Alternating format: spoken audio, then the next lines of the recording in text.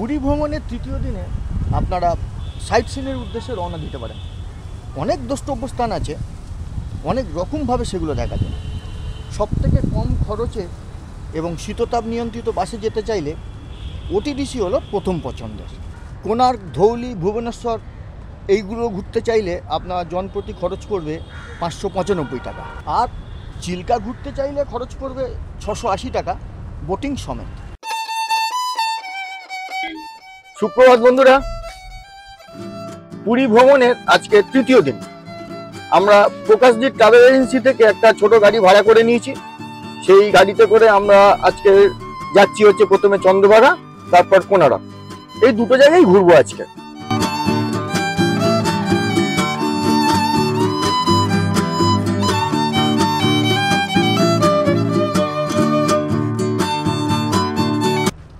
কোণার্ক যাওয়ার পথে এই সুদাম স্যান্ড আর্ট মিউজিয়াম পড়েছে, তা আমরা সেখানে যাচ্ছি।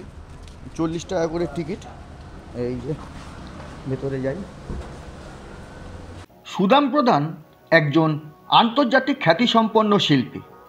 উনি 47টি আন্তর্জাতিক পুরস্কার অর্জন করেন। বর্তমানে ওনার 500-র বেশি ছাত্র আছে। 2018 সালে এই আর্ট মিউজিয়ামটি স্থাপিত হয়।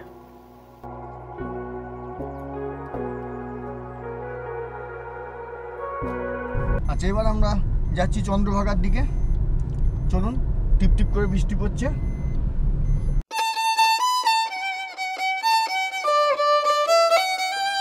আমরা এই চন্দ্রভাগা বিচে এসে পৌঁছালাম।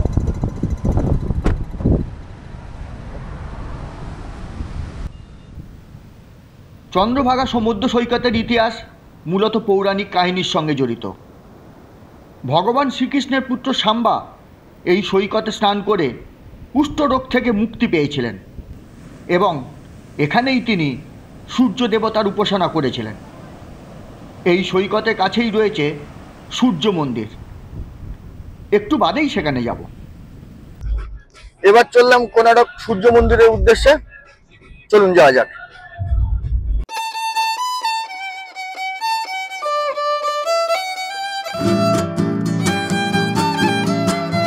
কোণার্ক সূর্য মন্দিরে চলে এসেছি।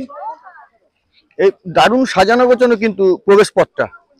আগে এরকম ছিল বলে আমার তো মনে করতে পারছি না। অনেক বছর আগে যদিও এসেছিলাম। দেখুন,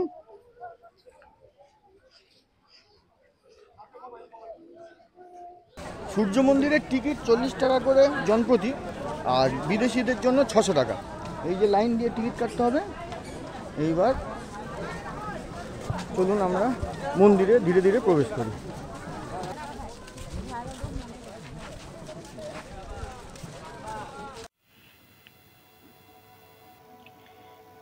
এই মন্দিরটি সূর্য দেবতাকে উৎসর্গ করা হয়েছে।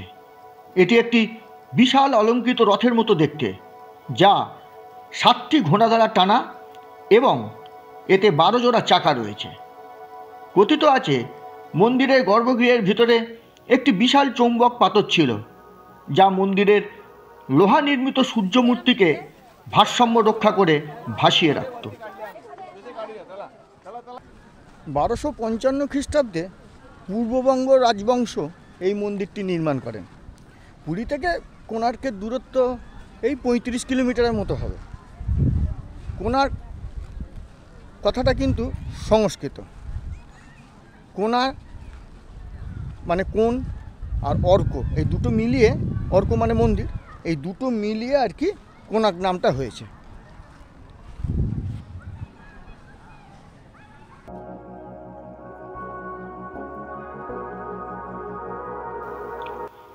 কোণার্ক সূর্য মন্দির ধ্বংসের কারণ হিসাবে দুটি প্রধান ঘটনার উল্লেখ পাওয়া যায়। 1500 শতকে পর্তুগিজ জলদস্যুরা কোণার্ক বন্দরের উপর আক্রমণ করে। তাদের দস্যুবৃত্তিতে বাধা দেওয়ায় তারা মন্দিরের চূড়ায় থাকা শক্তিশালী চুম্বকটি ভেঙে দেয়। দ্বিতীয়টা হলো 1600 শতকে কাল পাহাড়ের নেতৃত্বে মুসলিম আক্রমণকারীরা কোণার্ক মন্দিরের উপর আক্রমণ করে। তারা মন্দিরের বিভিন্ন অংশ ভেঙে দেয় এবং এর ফলে মন্দিরের অদ্ভুত স্থাপত্যশৈল নষ্ট হয়ে যায়।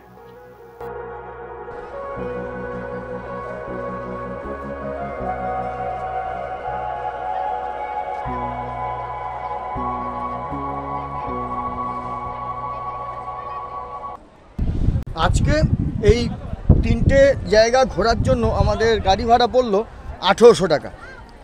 তারপর দুপুর হোটেলে ফিরে একটু বিশ্রাম নেন, বিকেলবেলায় বিচে গিয়ে একটু উঠে চড়ার অভিজ্ঞতা অর্জন করতে পারেন, যেমন আমি করেছিলাম।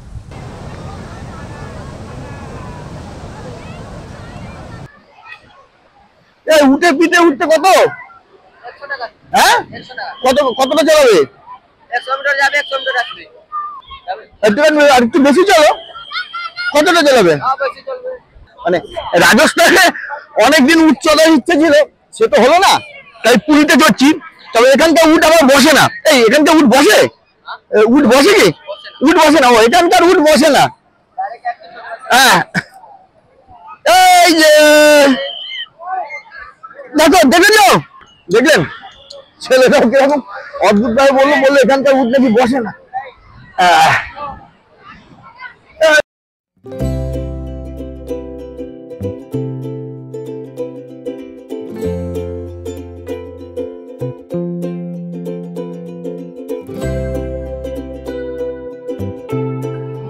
মানে সোজা ভাবে এখানে বসা যাবে না। হ্যাঁ, কি করে এই উঠে পিঠে চড়ে মাইলের পর মাইল মরুভূমির ওপর দিয়ে যেত কে জানে রে বাবা।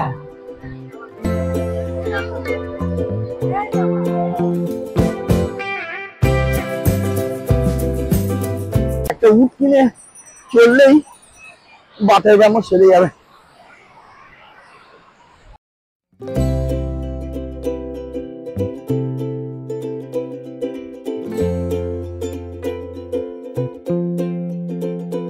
ব্যাস, আর কি, আপনার হাতে আরও সময় থাকলে শুয়ে বসে দিন কাটান।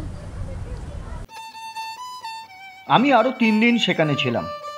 সেই দিনগুলোতে কখনো বৃষ্টি ভেজা রাস্তায় সদ্য লাগানো ঝাউ গাছের সারির পাশ দিয়ে সৈকতে হেঁটে বেরিয়েছি, আবার কখনো 2-3টে সৈকত লাগোয়া রেস্তোরাঁয় খাবারের স্বাদ গ্রহণ করেছি। বাকি সময়টা শুয়ে বসে সমুদ্রের দিকে তাকিয়েই কাটিয়ে দিয়েছি। ওই যে আমি প্রথম পর্বেই বলেছি, এবারে পুরী ভ্রমণটা রয়ে সয়ে হবে।